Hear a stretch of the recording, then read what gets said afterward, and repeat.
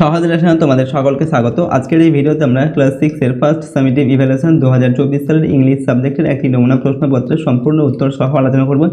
তো চলো আজকের এই ভিডিওতে আমরা দেখে নিই ক্লাস 6 এর ফার্স্ট সামেটিভ ইভ্যালুয়েশন 2024 সালের ইংলিশ সাবজেক্টের এই প্রশ্নপত্রের উত্তরগুলো। ঠিক আছে, তো প্রথম ইউনিট টেস্টে তোমাদের পূর্ণমান দেওয়া থাকবে 15 এবং সেখানে 30 মিনিটের সময় দেওয়া থাকবে। আর এপ্রিল মাসের শুরুতেই কিন্তু তোমাদের প্রথম ইউনিট টেস্টের পরীক্ষা নেওয়া হবে। তো চলো আজকের এই ভিডিওতে আমরা ক্লাস 6 এর ফার্স্ট ইউনিট টেস্টের ইংলিশ সাবজেক্টের এই প্রশ্নপত্রের উত্তরগুলো দেখে নিই। তার আগে যদি তোমরা এই চ্যানেল নতুন হয়ে থাকো চ্যানেলটিকে অবশ্যই সাবস্ক্রাইব করে রাখবে, সাথে বেল আইকনে প্রেস করার পর অল অপশনটি সিলেক্ট করবে পরবর্তী ভিডিওগুলো পাওয়ার জন্য, এবং ভিডিওটিতে একটি লাইক করবে আর ভিডিওটি বন্ধু বান্ধবীর সঙ্গে অবশ্যই শেয়ার করবে। এবং যদি তোমরা এই সমস্ত প্রশ্নোত্তরের পিডিএফ ফাইলগুলো পেতে চাও তাহলে সহজ লেসন অ্যাপটিকে ফোনে ইনস্টল করবে। সেখানে তোমরা ভিডিওর পাশে কিন্তু পিডিএফগুলো পেয়ে যাবে, চাইলে সেখান থেকে প্রশ্নোত্তরগুলো পড়তে পারবে অথবা পিডিএফগুলো নিজেদের ফোনে কিন্তু ডাউনলোডও করে নিতে পারবে। তো চলো এখানে আমরা দেখে নিই ক্লাস 6 এর ফার্স্ট ইউনিট টেস্ট 2024 সালের ইংলিশ সাবজেক্টের এই মডেল কোশ্চেন পেপারটির সম্পূর্ণ উত্তর। তো প্রথমে দেখো দেওয়া হয়েছে এখানে সেকশন এ রিডিং কম্প্রিহেনশন সিন। 1 নম্বর দেখো বলা হচ্ছে read the passage carefully and answer the questions that follow. অর্থাৎ নিচে একটি প্যাসেজ দেওয়া আছে, এই প্যাসেজটিকে পড়ে তোমাদের এই প্রশ্নের উত্তরগুলোকে লিখতে হবে। ঠিক আছে, তো এই প্যাসেজটি তোমাদের লেসন 1 থেকে নেওয়া হয়েছে। ঠিক আছে, তো চলো প্যাসেজটা আমরা আগে পড়ে নিই, তারপর প্রশ্নের উত্তরগুলোকে লিখব। কি বলা হচ্ছে a few months after that evening, অর্থাৎ সেই সন্ধ্যার কয়েক মাস পরে নিউজ কেম, অর্থাৎ একটা খবর এসেছিল that are neighbouring king has declared war, অর্থাৎ প্রতিবেশী একজন রাজা যুদ্ধ ঘোষণা করেছেন। Bholanath and his king gathered at the royal court. ঠিক আছে, তো ভোলানাথ এবং তার রাজা এই রাজ দরবারে একত্রিত হলেন। দ্য কিং টোল্ড ভোলানাথ, এবং রাজা ভোলানাথকে বললেন you are the commander in chief of my country, যে তুমি অফ মাই আর্মি। ঠিক আছে, যে তুমি আমার সেনাবাহিনীর হচ্ছে প্রধান কমান্ডার। ঠিক আছে, I entrust you with the duty of protecting my state, অর্থাৎ আমি আমার রাজ্যকে রক্ষার দায়িত্ব কিন্তু তোমার উপরে দিয়েছি এবং আমি বিশ্বাস করি যে তুমি রাজ্যকে রক্ষা করবে। ঠিক আছে, Bholanath came back home in আটার ডেসপেয়ার, অর্থাৎ ভোলানাথ বাড়ি ফিরে আসলো। ঠিক আছে, আটার ডেসপেয়ার মানে হচ্ছে কি, ডেসপেয়ার মানে হচ্ছে হতাশ। ঠিক আছে, হতাশ হয়ে সে বাড়ি ফিরে আসলো। I don't even know how to ride a horse he told his wife helplessly মানে অসহায়ভাবে, অর্থাৎ অসহায়ভাবে ভোলানাথ তার স্ত্রীকে বলল যে আমি কিভাবে ঘোড়ায় চড়তে হয় সেটা জানি না, তাহলে আমি যুদ্ধ কিভাবে করব।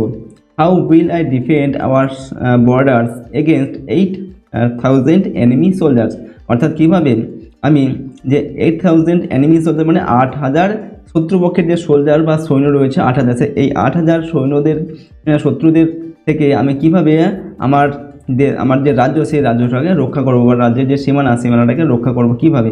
ঠিক আছে, এটা ভোলানাথ তার স্ত্রীকে বললো। যেটা হচ্ছে এই প্যাসেজটুকু তোমাদের দেওয়া আছে, এটুকু পড়ার পর তোমাদের এখানে যে প্রশ্ন দেওয়া হয়েছে প্রশ্নগুলোর উত্তর লিখতে হবে। দেখো নাম্বার এতে দেওয়া আছে write T for true and F for false statements in the given boxes. প্রশ্নের মান 1 নম্বর করে 2টি প্রশ্ন দেওয়া আছে, 2 নম্বর এখানে দেওয়া হয়েছে। অর্থাৎ ঠিক হলে লিখতে হবে টি এবং ভুল হলে লিখতে হবে এফ। নাম্বার 1 দেওয়া আছে Bholanath did not know how to ride a horse, অর্থাৎ ভোলানাথ জানতো না কীভাবে ঘোড়ায় চড়তে হয়। এটা সঠিক তথ্য, ভোলানাথ ঘোড়ায় চড়া জানতো না, সেখানে হবে টি। নাম্বার 2 কি দেওয়া আছে the number of enemy soldiers were 8,000, অর্থাৎ যে শত্রুপক্ষের সোলজার বা সৈন্য তারা 8,000 জন সোলজার ছিল। এটা সঠিক তথ্য। ঠিক আছে, শত্রুপক্ষে 8,000 সোলজার ছিল বা সৈন্য ছিল, এটাও হবে ঠিক।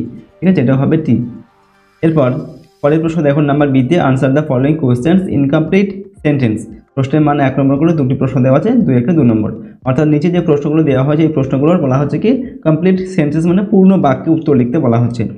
নাম্বার 1 দেওয়া আছে why was Bholanath full of despair, Bholanath কেন হতাশাপূর্ণ হয়ে পড়েছিল। ঠিক আছে, হতাশ হয়ে পড়েছিল কেন, উত্তরে লিখবে। তো Bholanath was full of despair because he did not know how to protect the state from the enemy soldiers, অর্থাৎ ভোলানাথ তার যে রাজ্যকে কীভাবে সে প্রোটেক্ট করবে বা কীভাবে রক্ষা করবে সেটা সে বুঝতে পারছিল না। ঠিক আছে, সেটা সে জানতো না, যার জন্য সে হতাশ হয়ে পড়েছিল। এরপর 2 নম্বর name the title of the above passage mentioned in your textbook, অর্থাৎ যে প্যাসেজটা আমরা পড়লাম সেই প্যাসেজটা তোমাদের বইতে যে টেক্সট বুকে আছে বা বইতে যে তোমাদের লেসনে আছে। ঠিক আছে, সেই লেসনটার নাম লিখতে হবে। ঠিক আছে, কোন লেসন আছে বা কোন গল্পটার সেই গল্পটার নাম লিখতে হবে। ঠিক আছে, এটা কি ছিল না the title of the above passage mentioned in our textbook is it all began with drip drip, ঠিক আছে। অর্থাৎ এই যে আমাদের লেসন 1-এ it all began with drip drip এই যে গল্পটা রয়েছে, ঠিক আছে, এই গল্প থেকে কিন্তু এই গল্পের মধ্যে কিন্তু আমাদের এই প্যাসেজটা কিন্তু দেওয়া আছে, ঠিক আছে, প্যাসেজটা রয়েছে। তো এটা এখানে উত্তর লিখতে হবে। পরের প্রশ্ন দেখো নাম্বার সিতে, find out a word from the given passage that means the following, ঠিক আছে।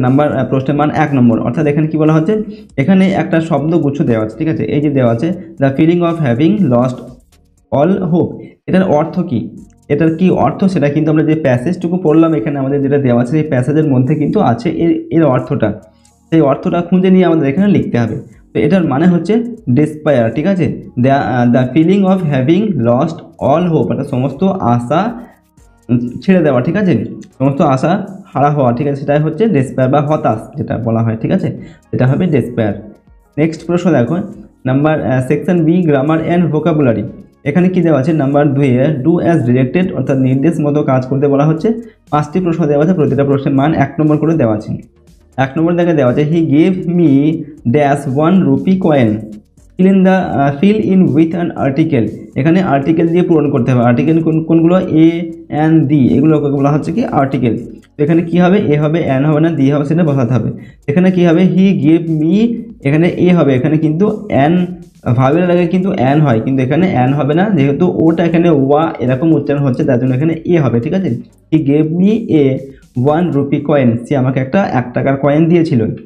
2 নম্বর, the death of the poet is sad, ঠিক আছে, স্যাড। তো আন্ডারলাইন দ্য অ্যাবস্ট্রাক্ট নাউন, এই যে বাক্যটা, এই বাক্যের মধ্যে কোনটা অ্যাবস্ট্রাক্ট নাউন সেটা তলায় দাগ দিতে বলা হচ্ছে।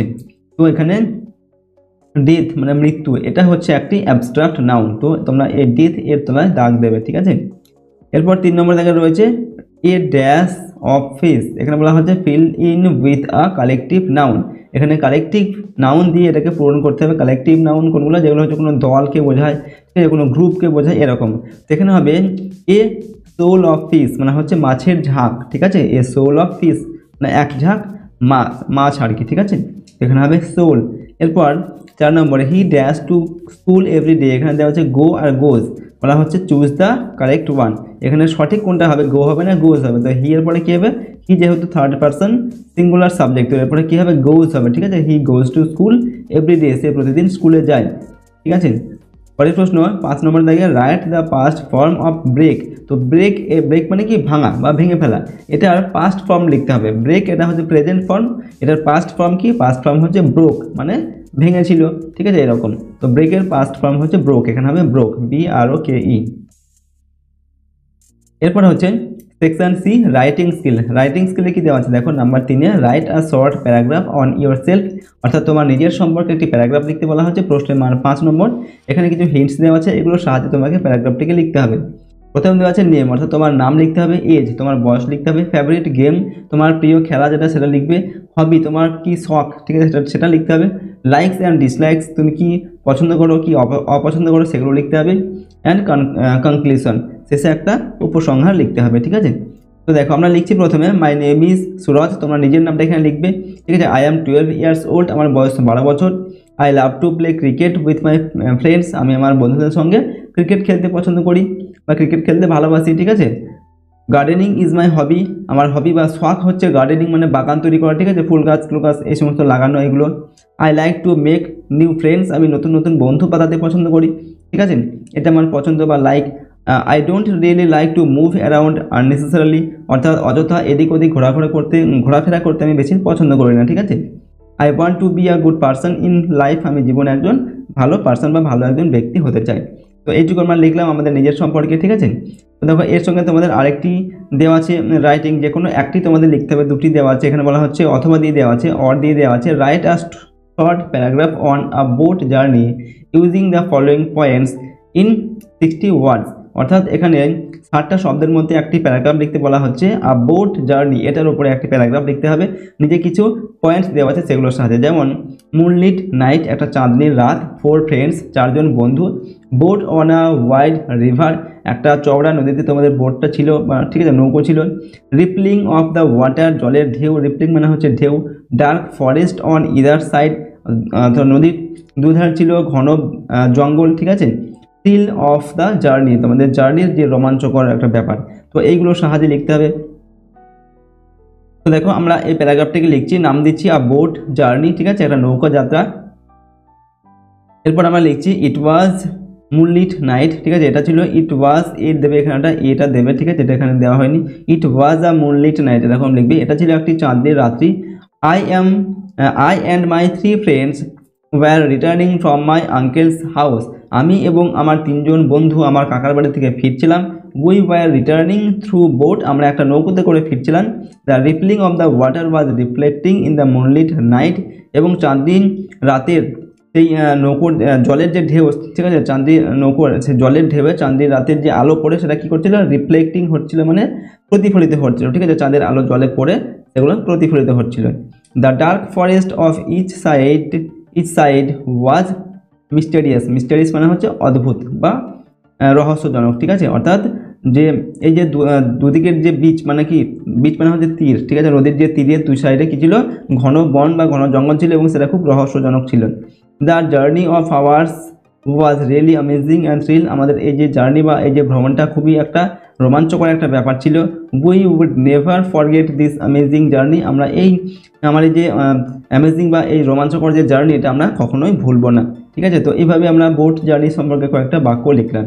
ওকে, তো দেখো এখানে আমরা ক্লাস 6-এর ফার্স্ট ইউনিট টেস্টের জন্য তোমাদের ইংলিশ সাবজেক্টের একটি মডেল কোশ্চেন পেপারের সম্পূর্ণ উত্তর সম্পর্কে আলোচনা করলাম। এই ধরনের প্রশ্ন কিন্তু তোমাদের প্রথম ইউনিট টেস্টের পরীক্ষায় দেওয়া হয়ে থাকে, সুতরাং এই সম্পূর্ণ প্রশ্নপত্রটি তোমরা ভালোভাবে কিন্তু প্র্যাকটিস করবে। ওকে, এবং যে রাইটিং দুটো দেওয়া আছে এখানে, এই রাইটিং দুটো তোমাদের নিজের সম্পর্কে এবং বোট জার্নি, ঠিক আছে, এই দুটো তোমরা ভালোভাবে কিন্তু মুখস্থ করবে তোমাদের ফার্স্ট ইউনিট টেস্টের পরীক্ষার জন্য। ওকে, আর যদি এই চ্যানেলে তোমরা নতুন হয়ে থাকে চ্যানেলটিকে অবশ্যই সাবস্ক্রাইব করে রাখবে, সাথে বেল আইকনে প্রেস করার পর অল অপশানটিকে সিলেক্ট করবে পরবর্তী ভিডিওগুলো পাওয়ার জন্য, এবং ভিডিওটিতে একটি লাইক করবে, ভিডিওটি বন্ধু বান্ধবের সঙ্গে শেয়ার করবে, ঠিক আছে। এবং যদি তোমরা এর পিডিএফ ফাইল পেতে যাও তাহলে সহজ লেসন অ্যাপটিকে ফোন ইনস্টল করবে, সেখানে ভিডিওর পাশে পিডিএফগুলো পেয়ে যাবে, সেখান থেকে তোমরা প্রশ্নোত্তরগুলো পড়তে পারবে অথবা পিডিএফগুলো কিন্তু নিজেদের ফোনে ডাউনলোড করে নিতে পারবে। তো চলো আজকের এই ভিডিওটিকে আমরা এখানে শেষ করছি। সম্পূর্ণ ভিডিওটি দেখার জন্য অসংখ্য ধন্যবাদ।